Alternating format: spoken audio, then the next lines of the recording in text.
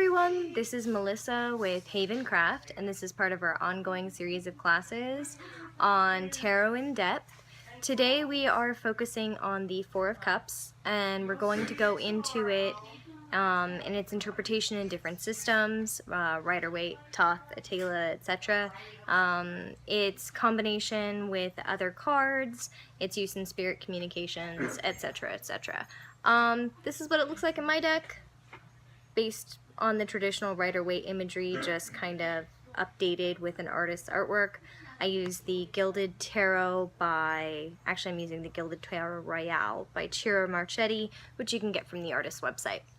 So we're going to go ahead and get into it, starting with the Rider-Waite interpretation. In Rider-Waite, the Four of Cups is weariness, disgust, aversion, imaginary vexation, lack of... I don't even know how this word is pronounced, and it's in my notes. That's not great. Satiety? Satiety? Yeah. Sated. Satiety.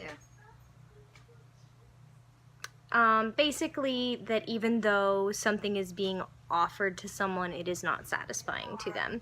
It is a card of blended pleasures and contrariness. Reversed, it's novelty, presage, new instruction, new relations, and presentiment. So, okay. Book of Thoth has it as luxury. The masculine nature of fire permits the Four of Wands to appear as a very positive and clear-cut conception. The weakness in the element of water threatens its purity. It is not quite strong enough to control itself properly, so the Lord of Pleasure is said to be a little unstable. Purity has somehow been lost in the process of satisfaction. That's the Thoth interpretation. Atala has it as the Four of Cups, and it represents weariness, displeasure, discontentment, disgust, aversion, enmity, hate, horror, anxiety, mental suffering, mild dejection, vexation, painfulness, annoyingness, unpleasantness, distressing news, troubling matters. Reversed, it's supposed to be new instruction, new light, signs or indications, conjecture for omens, presage, premonition, prognostication, prediction, and novelty. Where they're getting novelty, I don't know. It's weird. That's what that word means. Yeah. Theron's has it as the Four of Cups, and it's annoyance, aversion, disgust, affliction, discontent with your environment, blended pleasure, so things that are both good and bad. Reversed, again, news, presage, new light on things, novelty, new acquaintances made, etc. Theron's goes on to explain that it's a discontent and estrangement from your present condition or environment, which is causing unrest, aversion, troubles, disgust, discord, a failure to understand oneself completely, a failure to make oneself understood by others around you, but also new information which can predict how things will fall out. So that's interesting. Paul Foster Case has it as surfeit, which is like having enough of things, and well dignified, upright. Paul Foster Case says this is success in material things, but also a desire for something higher, a period of comparative comfort, which is also a little confining. So you have a degree of being sated, but still is seeking for something else, and also associates it with strong psychic influences and omens.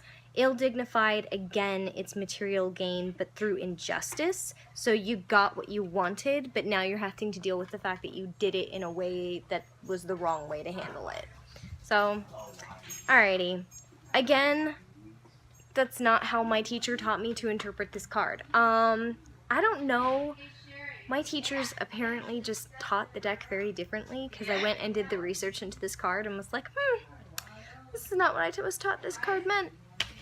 I was taught this was the card of fairy promises, where someone is offering you something that seems to be everything you ever wanted, but it's coming from a source that you know nothing about and that you may not want to rely upon. Literally, it's coming out of the clouds.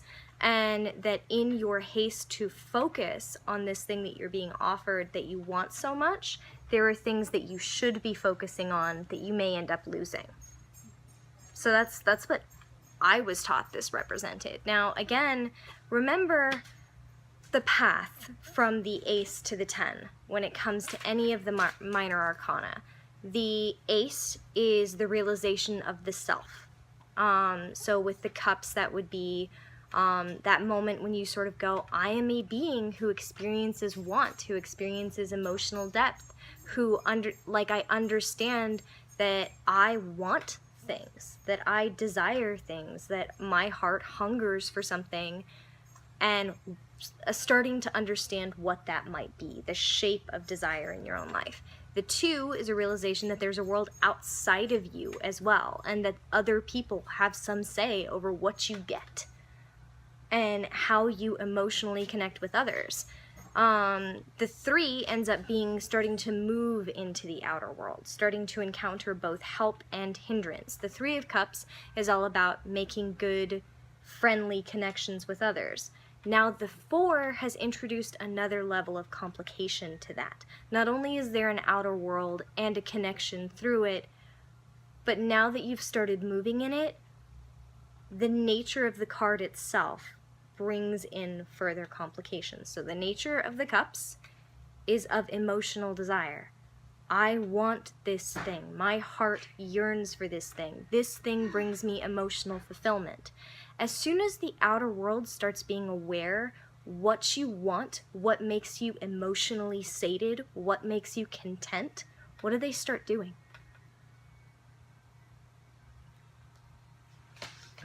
I guess? They offer you things.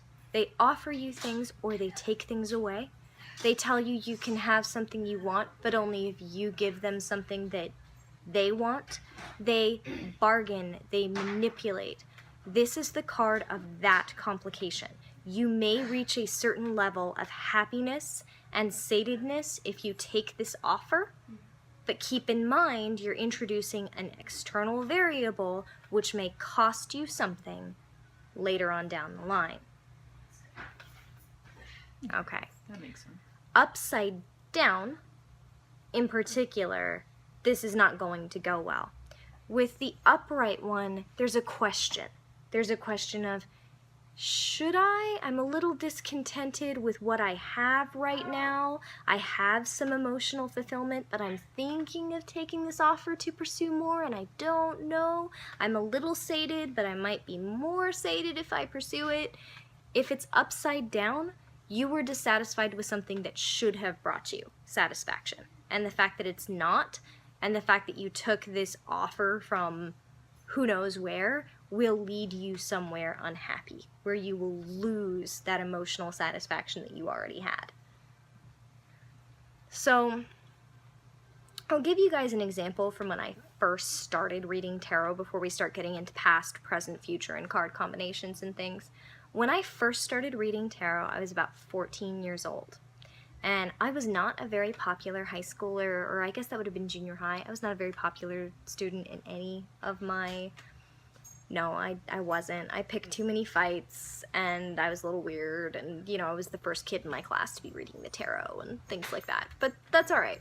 So, right around this time period, I had a group of friends that were strangely tolerant of the fact that my grandmother and I were traveling for months out of the year, and that I was gone a lot, and that I tended not to have seen the movies they'd seen or have any idea who Hanson was. Like, I didn't know who the Spice Girls were, I didn't know who Hanson was, but they were happy to, like, show me the things that they enjoyed and incorporate me into their lives when I was in town. One of these girls desperately yearned to be more popular than the sort of group of friends that we had. And she was a little terrified of the tarot and spirit boards. Like, she thought it was really scary, but also in that kind of thrilling, I'm doing something illicit and I'm gonna let this person do readings for me. Right around the time I started reading tarot, I started pulling for my friends. I did a reading for her, and this card in particular popped up upside down. And how it ended up playing out was there was a very, very popular girl at our school who extended offers of friendship to our friend. And she started blowing us off and avoiding us and going with this very popular girl all around and buying this very popular girl a lot of things out of her allowance, and letting this very popular girl come over and use her pool with all her popular friends and eat all the snack foods at her house, and started like going to the mall with them and helping them pick out their clothing and their makeup and letting them tease her. And this popular group of friends treated her terribly, like very, very mean girls, and abused her friendship awfully, and basically used her as access to her allowance and her nice house and her nice pool. But for a period of about a year, she emotionally cut ties with all of her friends who were actually her friends. She wouldn't answer our phone calls. She wouldn't hang out with us. She would instead buy all the popular girls tickets to go to a concert. Kind of see, she was pursuing what she thought would be emotionally fulfilling for her. But after about a year, she realized they were using her, and she came back to her previous friendships only to find out that she damaged them, and that none of us were as close to her ever again as we had been. That's where I remember this card coming up, is you have a good thing going emotionally. But what if you took this risk and pursued this other thing emotionally? Couldn't that be a good thing too? And yeah, it could be, but it comes with emotional risk. If it's upright, it's just a risk. If it's upside down, I'd want more information before I'd take that risk. There may be some dissatisfaction in your current emotional state because you're not putting enough of yourself into it, because you don't understand how good you have it. Alright, so. In a past position, the Four of Cups tends to represent that the foundation of your current situation is based on not taking an opportunity that was once offered to you. So if this comes up upright in the past, it can represent that you were offered something and then you hesitated and you took a look at what you had and you may not have taken that opportunity. It does occasionally, for me, mean the exact opposite. You did take that opportunity and there's been fallout from it. So I tend to draw a clarifying card. If I find that the clarifying card is like the Two of Cups upside down, well, that's a sign that you took that emotional opportunity and it played out badly for you. If it's the Three of Cups upside down, you took that emotional opportunity and it played out badly for you. If they are upright, that's a better sign that it played out in a positive manner.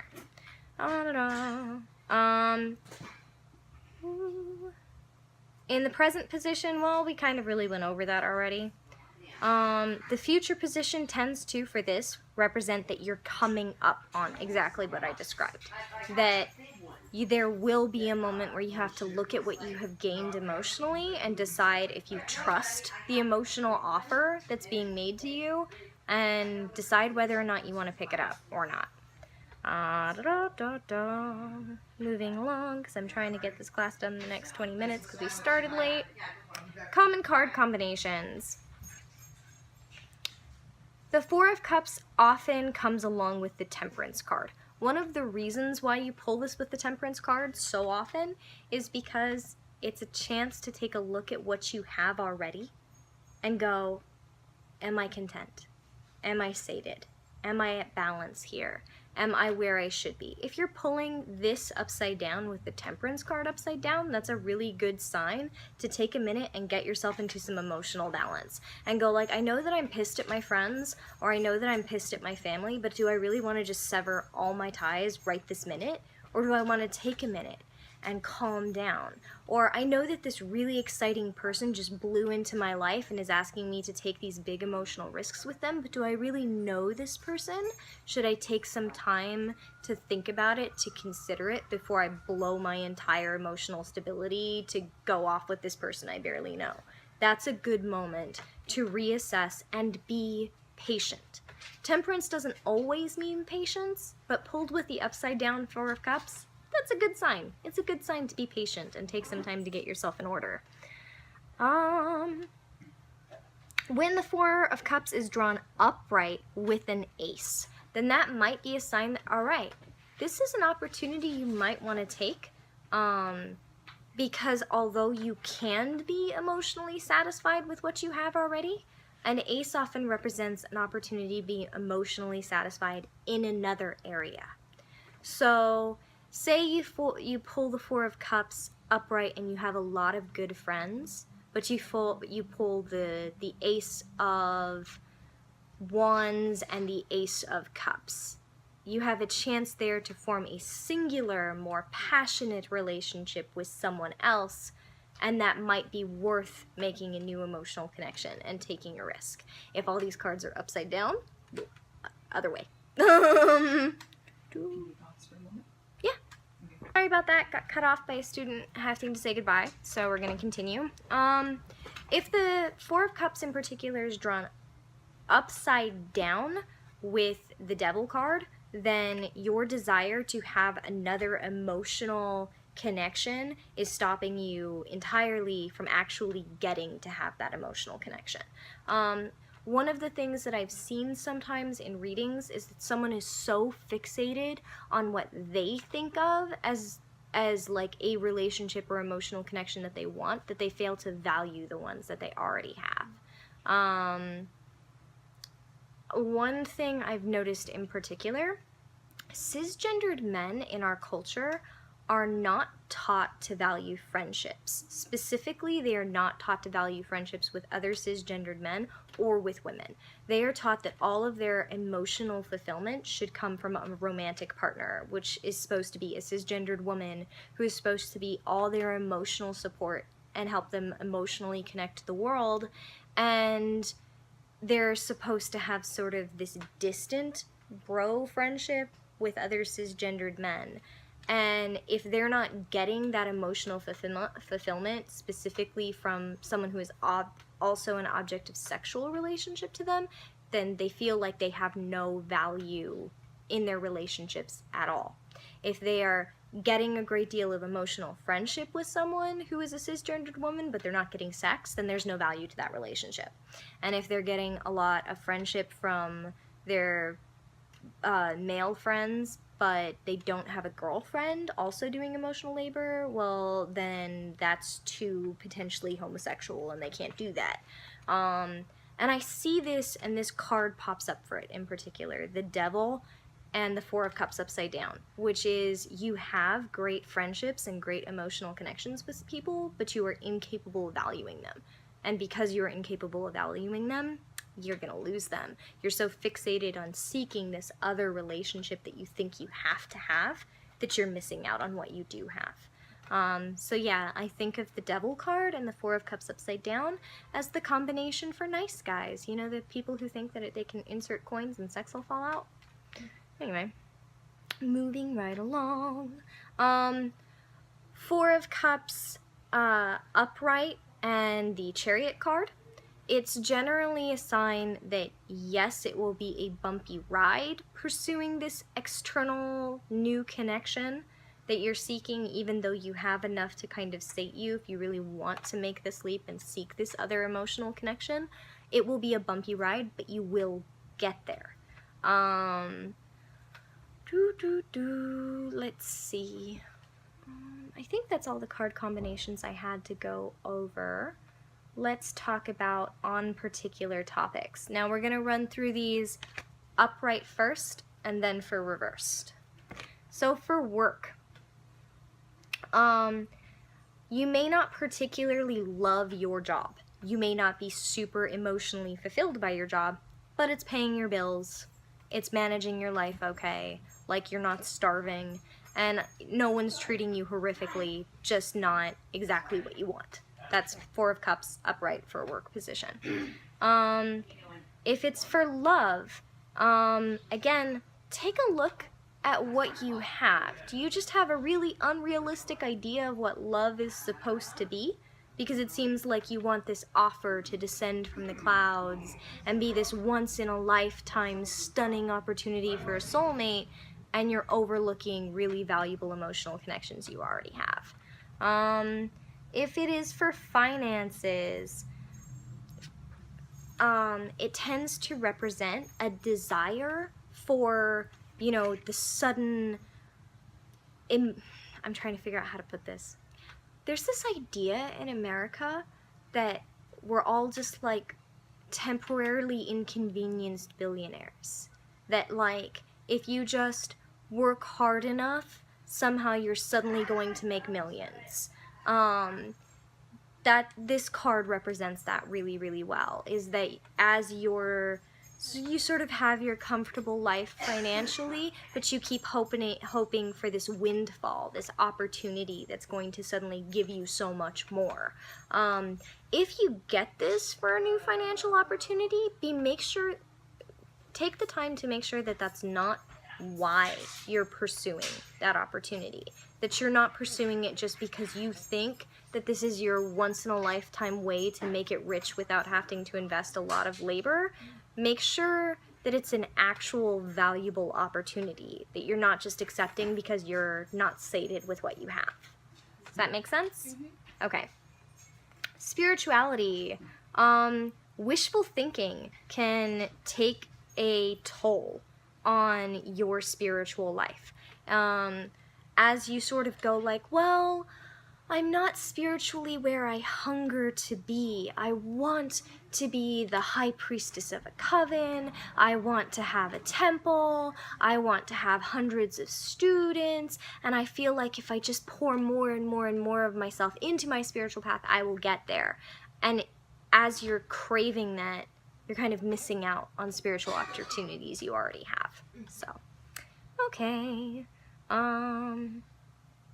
If these are reversed on those same topics, we're going to run through it. If it is upside down for work, you decided that you weren't happy with the fact that you weren't fully emotionally fulfilled at your job, so you went ahead and pursued something that was a little too good to be true, and now it turns out it's a sales-only position and you're not being paid anything past like minimum wage, and now you're struggling to pay your bills.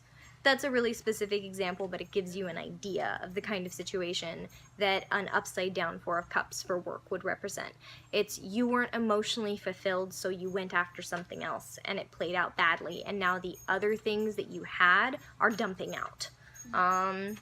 If it's for finances, again, you took a leap for something that was a little too good to be true, and now it's having negative impact on you.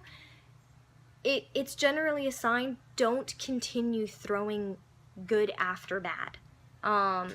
One of the things I've noticed in America is like, alright, everyone heard about like Avon salespersons or like Lululemon salespersons, or I think I have the wrong name, Mary Kay.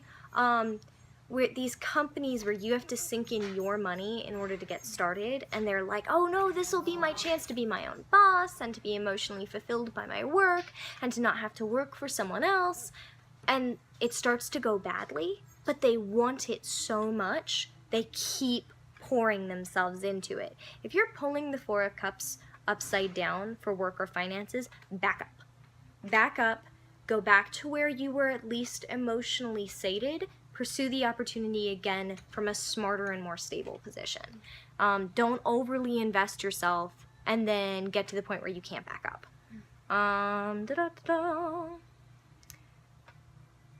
If you pull this for spirituality, again, I skipped love. Oops.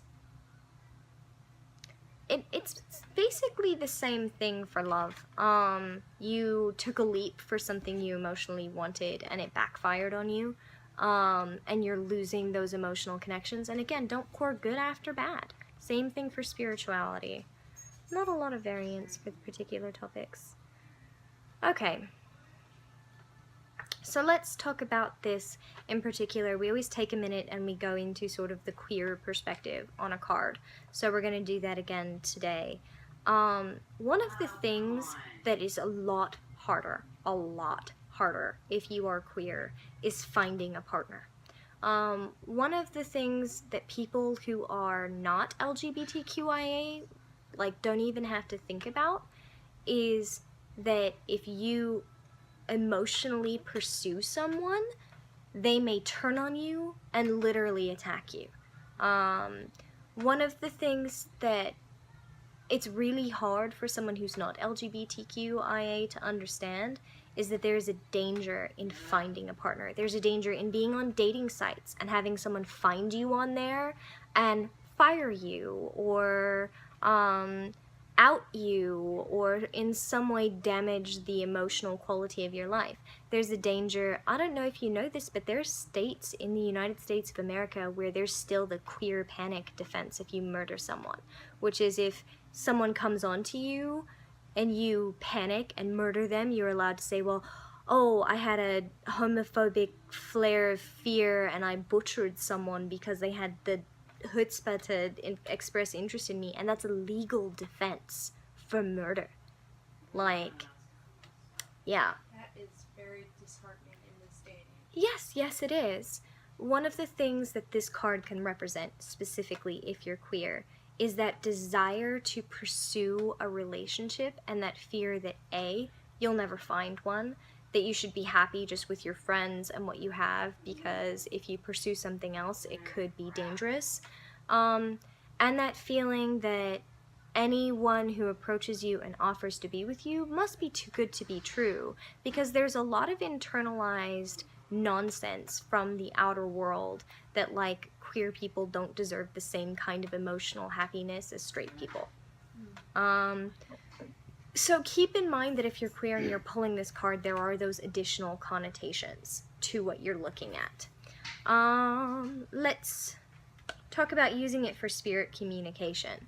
Obviously, you can use it to represent what you're asking the question about. So if you're talking to the spirits and you want specifically to be like, hey, is this opportunity too good to be true?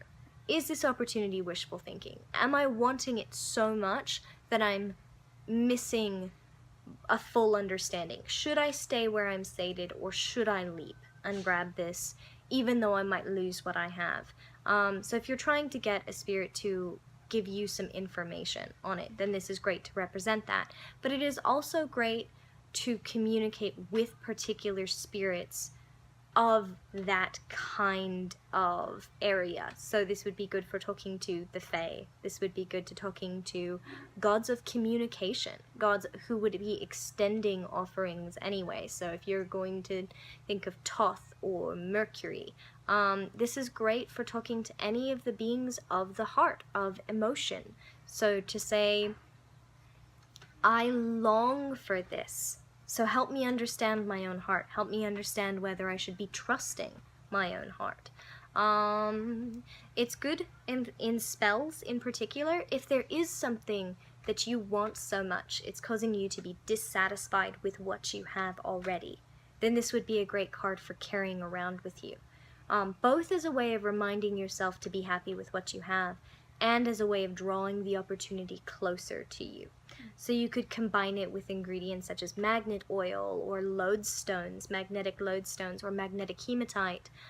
Magnetic hematite in particular is a protection stone as well as an attraction stone. So you could ask the hematite to protect you from your own desire to leap and get this thing before it's ready to come to you, and to draw it to you, so that you could have it when it's right for you, when it won't cost you what you already have. I think that's our class for today. If you have any questions, please feel free to comment below, and I hope that all of you have a good day wherever you are in the world.